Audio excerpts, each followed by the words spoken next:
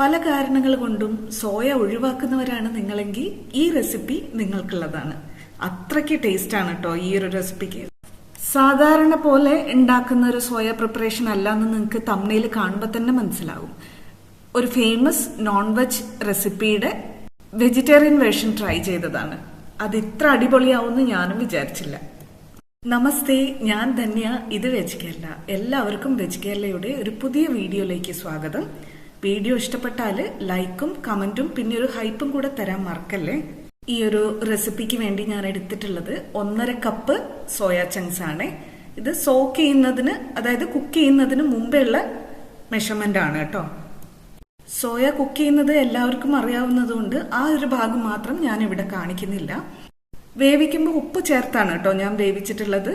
അതിനുശേഷം അതിലുള്ള എക്സസ് ആയിട്ടുള്ള വെള്ളം മുഴുവനും കൈകൊണ്ട് പിഴിഞ്ഞ് തന്നെ കളയണം. പക്ഷെ കുറച്ച് നനവ് അതിന് വേണം. ആ ഒരു പാകത്തിനാണ് നമുക്ക് കിട്ടേണ്ടത്. ഇനി ഇതിലേക്കായിട്ട് നമുക്കൊരു സ്പൈസ് മിക്സ് തയ്യാറാക്കണം. അതിനുവേണ്ടി ഒരു ബൗളിലേക്ക് ഞാൻ ഒരു 4 മുതൽ 5 ടേബിൾ സ്പൂൺ കോൺഫ്ലോർ ചേർത്ത് കൊടുക്കുന്നുണ്ട്. കോൺഫ്ലോറിന് പകരമായിട്ട് നമുക്ക് മൈദ ഉപയോഗിക്കാം, ആട്ടപ്പൊടി ഉപയോഗിക്കാം, ഇല്ലെങ്കിൽ ഓട്സിന്റെ പൊടി ഉപയോഗിക്കാം. അതിന്റെ കൂടെ ഒരു 1/2 ടീസ്പൂൺ ചുവന്ന മുളക് പൊടി ചേർക്കുന്നുണ്ട്. ചതച്ച മുളക് ചേർക്കാം, ഒരു 1/2 മുതൽ 1/4 ടീസ്പൂൺ. കുരുമുളക് പൊടി ചേർക്കുന്നുണ്ട്, 1/2 ടീസ്പൂൺ. ഇനി ഈ സ്പൈസ് മിക്സിലേക്ക് ആവശ്യമായ ഉപ്പും കൂടെ ഞാനിവിടെ പൊടിച്ച റോക്ക് സാൾട്ട്, കല്ലുപ്പാണ് ചേർക്കുന്നത്. എല്ലാം കൂടെ നന്നായിട്ടൊന്ന് മിക്സ് ചെയ്ത് കൊടുക്കാം. ഇനി നമ്മൾ ഈ പ്രിപ്പയർ ചെയ്ത് വെച്ച സ്പൈസ് മിക്സ് മുഴുവനായിട്ടും നമ്മുടെ സോയയിലേക്ക് ചേർത്ത് കൊടുക്കാം. എന്നിട്ട് നന്നായിട്ടൊന്ന് മിക്സ് ചെയ്ത് കൊടുക്കാം കേട്ടോ. എല്ലാ സോയ ബോൾസിന്റെ മുകളിലും ഈ പൊടി പിടിച്ചു കിട്ടണം.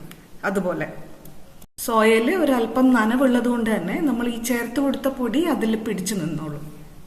ഇനി ഒരു പാൻ മീഡിയം ഫ്ലെയിമിൽ വെക്കാം. അതിലേക്ക് ഒരു 3 ടേബിൾ സ്പൂൺ ഏതെങ്കിലും കുക്കിംഗ് ഓയിൽ ഒഴിച്ചു കൊടുക്കാം.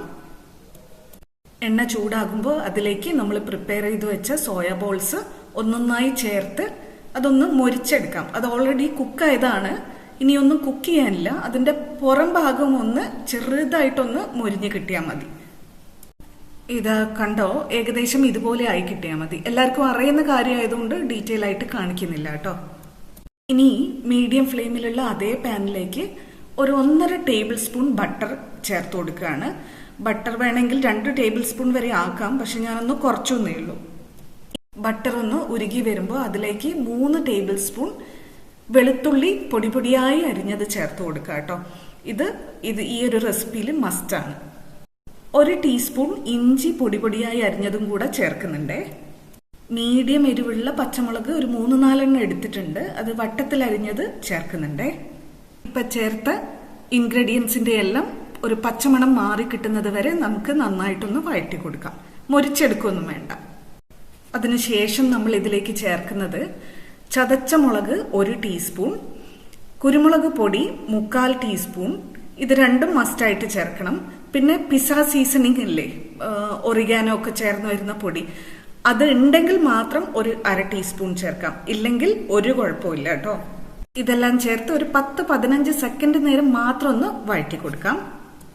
അതിനുശേഷം ഒരു 2 മുതൽ 3 ടീസ്പൂൺ വരെ കോൺഫ്ലോർ ചേർത്ത് കൊടുക്കാം. അതിന് പകരം നേരത്തെ നമ്മൾ പറഞ്ഞ പോലെ മൈദയോ ഗോതമ്പ് പൊടിയോ ഓട്സിന്റെ പൊടിയോ ചേർക്കാം. ഗ്രേവിയിലേക്ക് വേണ്ടി ഒരു 1/2 ടീസ്പൂൺ ഉപ്പും കൂടെ ചേർക്കുന്നുണ്ട്. ഇനി നമുക്ക് 1.5 കപ്പ് വെള്ളം ചേർത്ത് കൊടുക്കാം. ചൂടുവെള്ളം തന്നെ വേണമെന്ന് നിർബന്ധമൊന്നുമില്ല.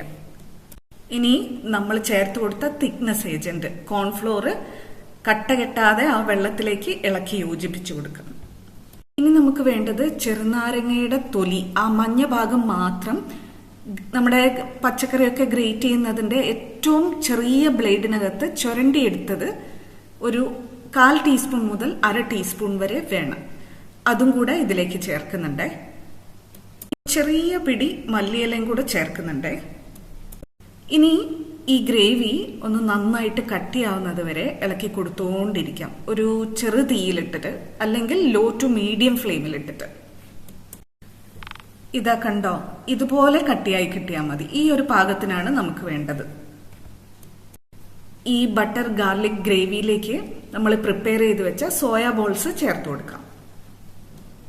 എല്ലാ സോയാ ബോൾസിലേക്കും ആ ബട്ടർ ഗാർലിക് ഗ്രേവി കോട്ട് ചെയ്ത് വരുന്നത് പോലെ, പെരണ്ട് വരുന്നത് പോലെ ഇളക്കി യോജിപ്പിച്ചു കൊടുക്കാം. ഇനി ഇതിലേക്ക് നിങ്ങളുടെ ടേസ്റ്റിനനുസരിച്ചുള്ള നാരങ്ങ പിഴിഞ്ഞൊഴിക്കാം. എനിക്ക് ഇതിലേക്ക് ഒരു വലിയ നാരങ്ങയുടെ നീരാണ് ചേർക്കേണ്ടി വന്നിട്ടുള്ളത്. അതാണ് ഒരു ടേസ്റ്റ് ആയിട്ട് തോന്നിയിട്ടുള്ളത്. നന്നായിട്ടൊന്ന് മിക്സ് ചെയ്ത് കൊടുത്തു കഴിഞ്ഞാൽ നമ്മുടെ ഗാർലിക് ബട്ടർ സോയ ഇവിടെ റെഡിയാണ്. ഇനി നിങ്ങൾ ഗസ്റ്റിന് വേണ്ടിയിട്ടാണ് ഇത് സെർവ് ചെയ്യുന്നതെന്നുണ്ടെങ്കിൽ സെർവിങ് ട്രേയിലേക്ക് ഇത് മാറ്റിയിട്ട് മേലെ കൂടെ അല്പം ചതച്ച മുളകും കുറച്ച് മല്ലിയിലയും കൂടി തൂവി കൊടുത്താൽ അതിഗംഭീരമായി. വളരെ ടേസ്റ്റിയാണ്. അപ്പൊ എല്ലാവരും വീട്ടിൽ ഇത് ട്രൈ ചെയ്ത് നോക്കിയിട്ട് ഫീഡ്ബാക്ക് തരൂ, കമന്റിൽ ഇട്ടാൽ മതി. Thank you for watching. Dhanya from veg Kerala.